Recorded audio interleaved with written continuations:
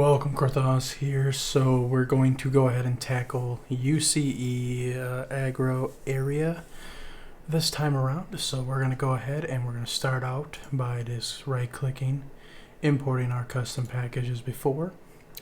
We're going to go ahead to our tweak and Aggro Area and go ahead and bring that one in and let it import.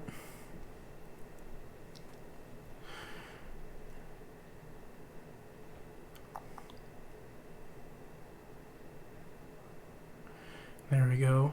So now we can close up our core one and we have a tweaks section now. So as before, we're just going to go ahead and we're just going to open up this README here.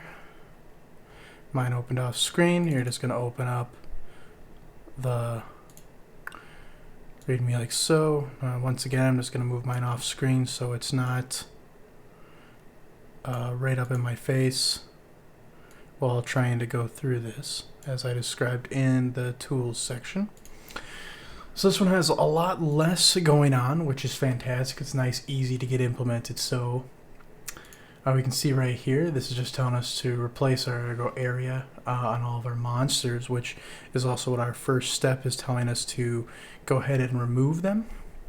So we're going to go ahead and go to our prefabs, go to our entities, monsters, go ahead and highlight those.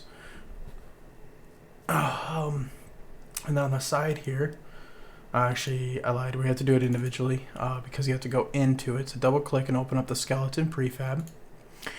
And we'll just do one of them for the sake of this. And as you can see, when we just close all these up, we have an Aggro Area here. So in there, here's the original script. We're just gonna click on the little settings here and remove.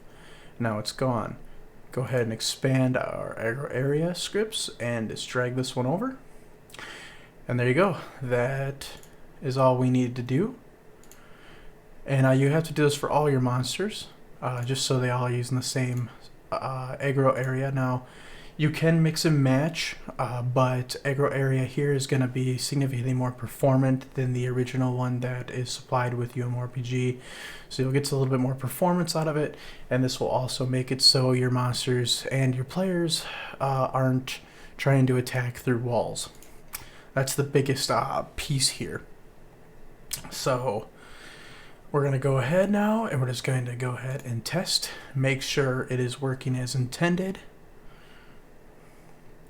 So we go in, we have our player, we'll start up, and we're staying at our interact objects. So we'll run down here, and we got our skeleton, and we're just going to try to click on him here, and it's going to run closer, but we can't hit him because there's a block here. It's seeing this collider. So if we move over, he'll now come to attack us, and we can attack him, do our thing. He stunned us, and he stunned us again, and there we go. Killed him, no big deal, and that is working as we would expect it to. So if I run at them, they're going to see me, they're going to still pull as normal, so we're going to reset it. Alright, and now I'm going to go off to the side, and now he's looking this way, but he's not going to pull because I'm behind an object. He doesn't see me. So that's the idea here. So we just walk past again. He's at a pole. He's going to hit us. Perfect. So that's exactly what you wanted to do. And that is literally the entire integration and use case for Aggro Area. So I will catch you on the next one.